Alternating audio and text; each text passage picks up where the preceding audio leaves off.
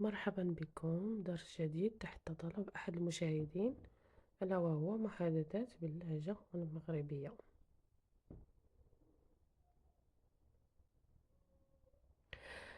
كنت أفكر في إعداد العشاء باللهجة المغربية. كنت كنفكر ندير العشاء. ماذا تنوين أن تعدين؟ شنو ناوية طيبي؟ لست متأكدة تماما. لا يوجد فكرة. أنا ما متأكداش، ما عنديش شي فكرة. ما عنديش شي فكرة. لا أمانع في صحن من لحم البقر. ما كرهت شي تبسيط ديال اللحم ديال البكري.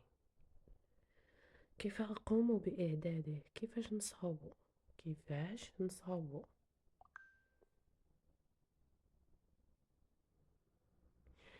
ما هو طعامك المفضل؟ شنو هي الأكلة المفضلة عندك؟ أو شنو هي الأكلة اللي عزيزة عليك؟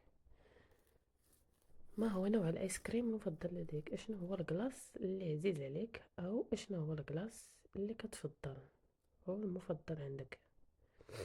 ما هو نوع الحلوى المفضل لديك؟ اش من نوع ديال الحلوى اللي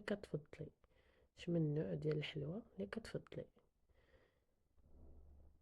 ما هو لونك المفضل؟ اشنو هو اللون المفضل عندك؟ شنو هو اللون المفضل عندك؟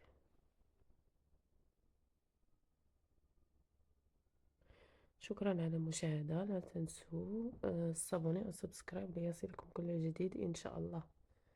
إلى اللقاء.